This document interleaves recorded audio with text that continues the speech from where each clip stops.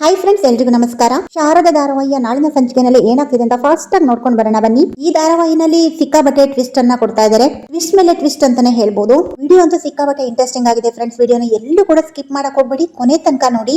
ಹಾಗೇನೆ ಯಾರೆಲ್ಲ ಸಬ್ಸ್ಕ್ರೈಬ್ ಮಾಡ್ಕೊಳ್ದಲೆ ಹಾಗೆ ನೋಡ್ತಿದ್ರ ದಯವಿಟ್ಟು ಸಬ್ಸ್ಕ್ರೈಬ್ ಮಾಡ್ಕೊಳ್ಳಿ. ವಿಡಿಯೋ ಇಷ್ಟ ಆದ್ರೆ ಒಂದು ಪುಟ್ಟದೊಂದು ಲೈಕ್ ಮಾಡಿ ಫ್ರೆಂಡ್ಸ್. ಸಂಚಿಕೆ ಶುರುವಿನಲ್ಲಿ ಇನ್ನೇನು ಜ್ಯೋತಿಕಾ ಮತ್ತೆ ರೋಹನ್ ಇಬ್ರದ್ದು ಕೂಡ ಎಂಗೇಜ್ಮೆಂಟ್ ನಡೆಯೋ ಹಂತದಲ್ಲಿ ಬಂದಾಗ ಈ ಕಡೆ ಶಾರದಾ ರೋಹನ್ ನೋಡ್ಬಿಟ್ಟು ತಡೆದಿರ್ತಾಳೆ ಎಂಗೇಜ್ಮೆಂಟ್ ನ. ಯಾಕಂದ್ರೆ ಇಲ್ಲಿ ರೋಹನ್ ತುಂಬಾ ಫ್ರಾಡ್ ಅಂತ ಕಣ್ಣಾರೆ ನೋಡಿರ್ತಾರೆ ಈ ಕಡೆ ಶಾರದವರು. ಆದ್ರೆ ಈ ವಿಚಾರ ತಾತನ ಮನೆಯಲ್ಲಿ ತಾತಂಗಾಗ್ಲಿ ಮನೆಯವ್ರಿಗೆ ಯಾರಿಗೂ ಕೂಡ ಗೊತ್ತಿರಲ್ಲ. ಹಾಗಾಗಿ ಈ ಕಡೆ ತಡೆದು ಈ ಕಡೆ ಶಾರದಾ ಎಲ್ರು ಕಣ್ಣಿಗೂ ಒಂದು ಗುರಿಯಾಗಿರ್ತಾಳೆ. ತಾತನ್ಗಂತೂ ಶಾರದನ್ ಮೇಲೆ ಸಿಕ್ಕಾಪಟ್ಟೆ ಕೋಪ ಬರ್ತಿರುತ್ತೆ. ಯಾಕಂದ್ರೆ ಎಲ್ಲಾ ಫ್ಯಾಮಿಲಿ ಸೇರಿರ್ತಾರೆ ಅಂತ ಒಂದು ದೊಡ್ಡ ಒಂದು ಸ್ಟೇಜ್ ಅಲ್ಲಿ ಈ ಕಡೆ ಶಾರದಾ ಬಂದು ಎಲ್ರು ಕೂಡ ಮೆಟ್ಟಿ ನಿಂತು ಈ ಕಡೆ ರೋಹನ್ ನ ಎಂಗೇಜ್ಮೆಂಟ್ ನ ತಡಿತಾಳೆ. ಅಂದ್ರೆ ಈ ಕಡೆ ಜ್ಯೋತಿಕಾ ಮತ್ತೆ ರೋಹನ್ ನ ಎಂಗೇಜ್ಮೆಂಟ್ ನ ತಡೆಯೋದಕ್ಕೆ ಮುಂದಾಗ್ತಾಳೆ. ಯಾಕಂದ್ರೆ ತಾನು ಕಣ್ಣಾರೆ ನೋಡಿದಾಳೆ, ಕಿವಿಯಾರೆ ಕೇಳಿಸ್ಕೊಂಡಿದ್ದಾಳೆ. ಈ ಕಡೆ ರೋಹನ್ ರಮ್ಯಾ ಅನ್ನೋ ಹುಡುಗಿಗೆ ಒಂದು ಗರ್ಭಿಣಿ ಮಾಡಿರೋ ಒಂದು ಸತ್ಯ ಈ ಕಡೆ ಶಾರದಂಗೆ ಗೊತ್ತಿರುತ್ತೆ. ಹಾಗಾಗಿ ಹೇಗಾದ್ರೂ ಮಾಡಿ ಜ್ಯೋತಿಕನ ಕಾಪಾಡಬೇಕು ಅನ್ನೋ ಉದ್ದೇಶದಿಂದ ಎಲ್ರು ಎದುರುಗಡೆ ಕೂಡ ಮರ್ಯಾದೆ ಹೋದ್ರೂ ತೊಂದರೆ ಇಲ್ಲ, ಫ್ಯೂಚರ್ ಚೆನ್ನಾಗಿರ್ಬೇಕು ಜ್ಯೋತಿಕದು ಅಂತ ಹೇಳಿ ಆ ಒಂದು ಉದ್ದೇಶದಿಂದ ಈ ಕಡೆ ಶಾರದಾ ತಡೆದಿರ್ತಾರೆ. ಆದ್ರೆ ಈ ಕಡೆ ತಾತನ್ಗಾಗ್ಲಿ ಮನೆಯವ್ರಿಗೆ ದಶರಥ ಸುಮಿತ್ರಂಗೆ ಎಲ್ರಿಗೂ ಕೂಡ ಶಾರದನ್ ಮೇಲೆ ಸಿಕ್ಕಾಬಟ್ಟೆ ಕೋಪ ಬರ್ತಿರುತ್ತೆ.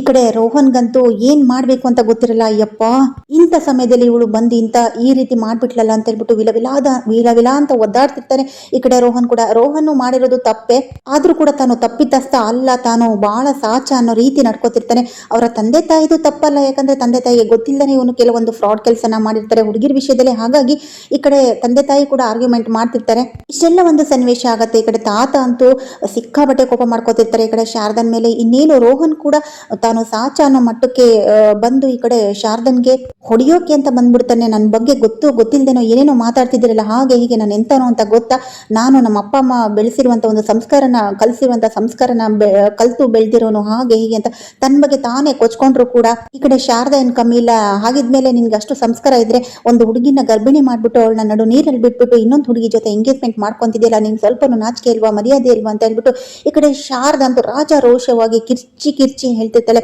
ಅದನ್ನ ಕೇಳಿಸ್ಕೊಂಡು ಈ ಕಡೆ ರೋಹನ್ಗೆ ಸಿಕ್ಕಾಪಟ್ಟೆ ಕೋಪ ಬಂದು ಇನ್ನೇನು ಶಾರದಂಗೆ ಕಪಾಳಕ್ಕೆ ಹೊಡೆಯಕ್ಕಂತ ಕೈ ಎತ್ತದಾಗ ಈ ಕಡೆ ಸಿದ್ದು ಅವನ ಕೈಯನ್ನು ಗಟ್ಟಿಯಾಗಿ ಹಿಡ್ಕೊಂತಾನೆ.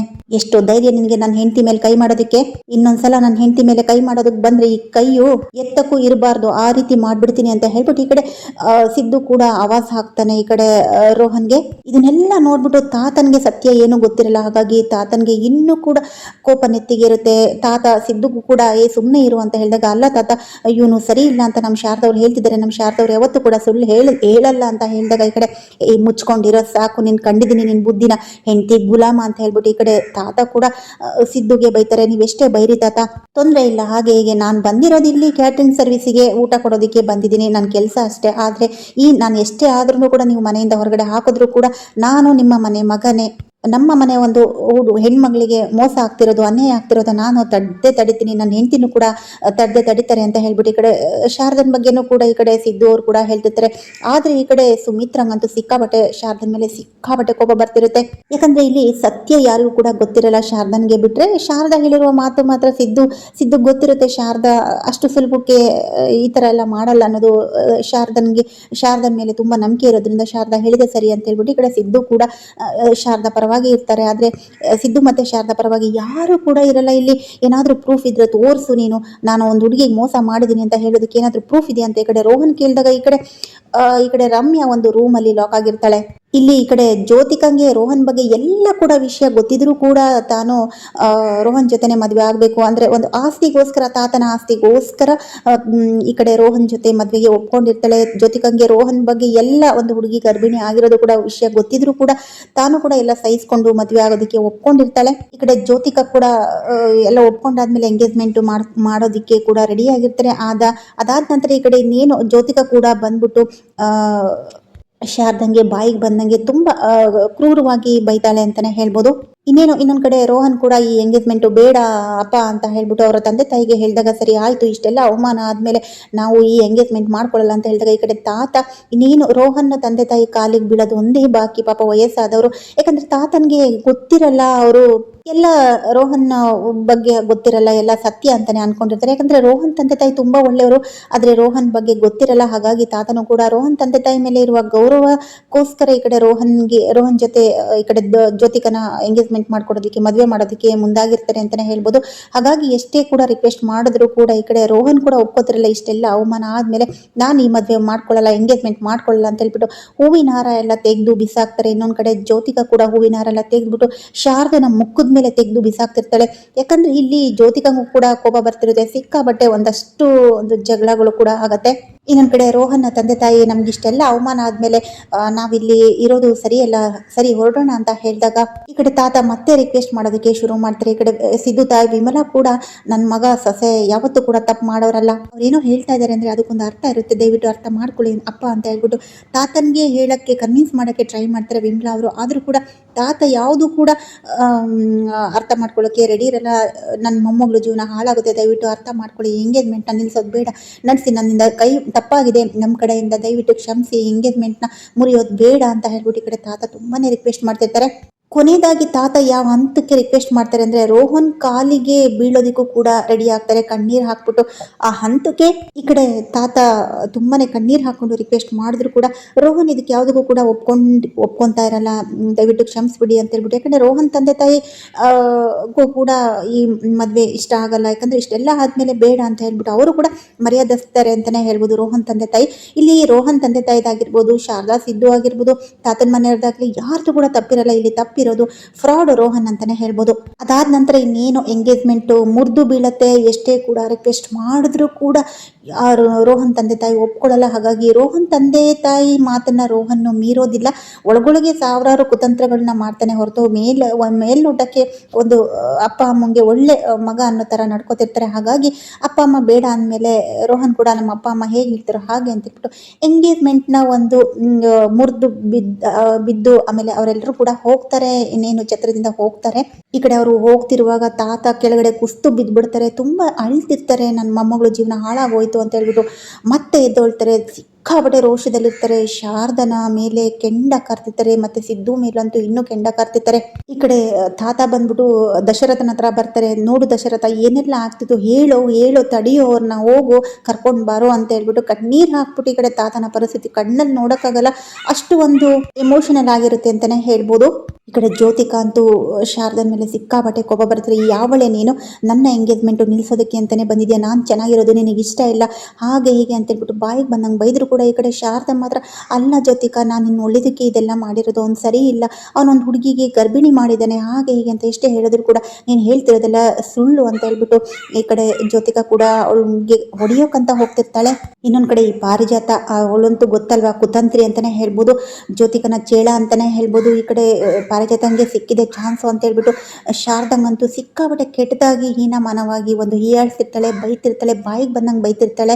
ಈ ಕಡೆ ಪಾರಿಜಾತ ಕೂಡ ಶಾರದಂತೂ ಎಲ್ರೂ ಕೂಡ ಗೋಗರ್ದು ಕೇಳ್ಕೊತಿರ್ತಾಳೆ, ಸುಮಿತ್ರಮ್ಮ ಅವರು ನನ್ನ ಹೆತ್ತ ತಾಯಿ ಸಮಾನವಾಗಿ ನೋಡ್ಕೊಂಡಿದ್ದಾರೆ, ಆ ಮನೆಯಲ್ಲಿ ನಾನು ನನ್ನ ತವ್ರ ಮನೆ ಅಂತ ಅನ್ಕೊಂಡಿದ್ದೀನಿ, ಆ ಮನೆಗೆ ದ್ರೋಹ ಆಗೋದಕ್ಕೆ ನಾನಂತೂ ಬಿಡೋದಿಲ್ಲ, ಈ ರೀತಿ ಮೋಸ ಆಗ್ತಿದೆ, ಅವರು ನಿಜವಾಗ್ಲೂ ಸರಿ ಇಲ್ಲ, ಅದಕ್ಕೋಸ್ಕರ ನಾನು ಇಷ್ಟೆಲ್ಲ ಮಾಡಿದ್ದು, ಯಾವ ಕಾರಣಕ್ಕೂ ಮುಂದೆನೂ ಕೂಡ ಅವನ ಜೊತೆ ಈ ಮದುವೆ ಆಗೋದಕ್ಕೆ ನಾನಂತೂ ಬಿಡಲ್ಲ.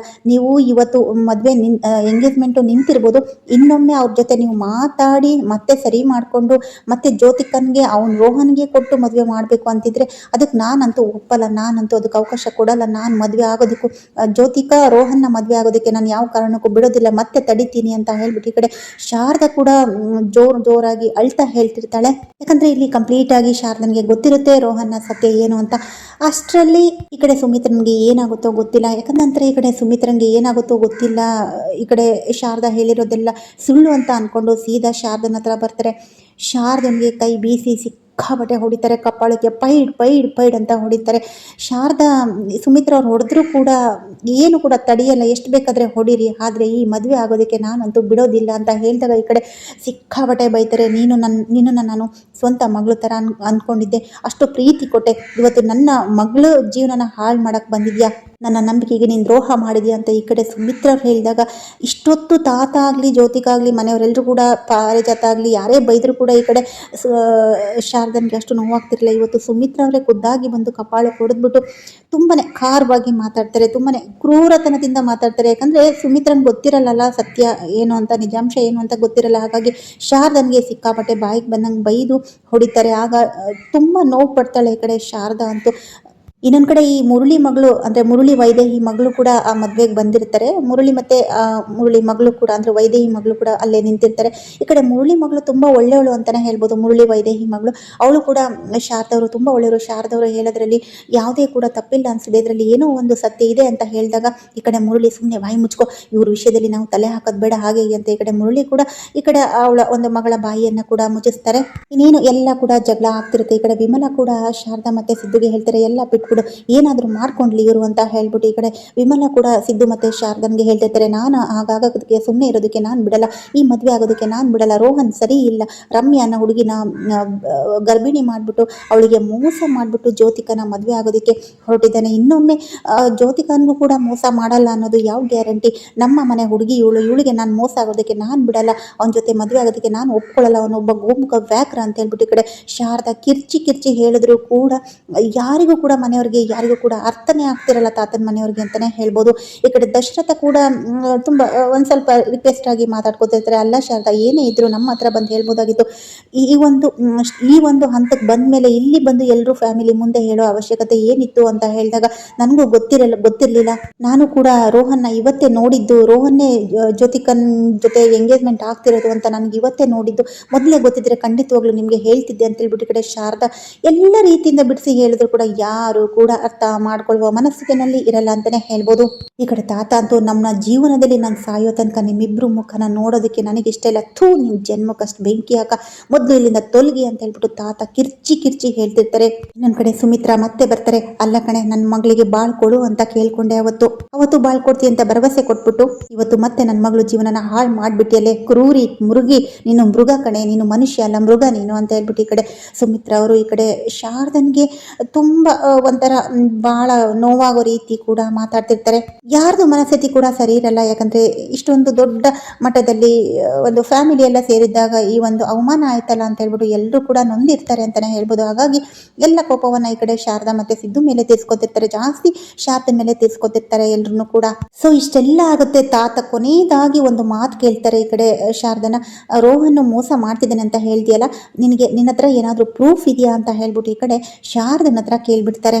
ಅಷ್ಟರಲ್ಲಿ ಈ ಕಡೆ ರಮ್ಯಾ ಎಂಟ್ರಿ ಕೊಟ್ಬಿಡ್ತಾಳೆ. ರಮ್ಯಾ ಹೇಗೆ ಎಂಟ್ರಿ ಕೊಡ್ತಾಳೆ ಅಂತ ಹೇಳಿದ್ರೆ, ಮುರಳಿ ಗೊತ್ತಿರಲ್ಲ ಅದೇ ಹುಡುಗಿ ರಮ್ಯಾ ಅಂತ ಹೇಳ್ಬಿಟ್ಟು ಅಲ್ಲಿ ಕಿರ್ಚಾಡ್ತಿರ್ತಾಳೆ, ದಬ ಅಂತ ಡೋರನ್ನ ತಟ್ಟಿರ್ತಾಳೆ. ಯಾಕಂದ್ರೆ ಇಲ್ಲಿ ಜ್ಯೋತಿಕನೇ ಖುದ್ದಾಗಿ ಬಂದು ಎಂಗೇಜ್ಮೆಂಟ್ ನಿಲ್ಲಿಸೋ ಸಾಧ್ಯತೆ ಇದೆ ಅಂತ ಹೇಳ್ಬಿಟ್ಟು ಅವಳನ್ನ ಒಂದು ರೂಮಲ್ಲಿ ಲಾಕ್ ಮಾಡಿ ಬಂದಿರ್ತಾಳೆ. ಈ ಮುರಳಿ ಏನೋ ಹೋಗ್ಬಿಟ್ಟು ಅವಳ ವಾಯ್ಸನ್ನ ಕೇಳ್ಬಿಟ್ಟು ಡೋರನ್ನ ಓಪನ್ ಮಾಡಿದಾಗ ಈ ಕಡೆ ರಮ್ಯಾ ಎಸ್ಕೇಪ್ ಆಗಿರ್ತಾಳೆ, ರೂಮಿಂದ ಆಚೆ ಓಡ್ಕೊಂಡ್ ಬಂದಿರ್ತಾಳೆ, ಸೈಡಲ್ಲಿ ನಿಂತಿರ್ತಾಳೆ. ಏನ್ ಪ್ರೂಫ್ ಇದೆ ಅಂತ ಈ ಕಡೆ ತಾತ ಕೇಳಿದಾಗ ರಮ್ಯಾ ಅಲ್ಲಿಗೆ ಎಂಟ್ರಿ ಆಗ್ತಾಳೆ.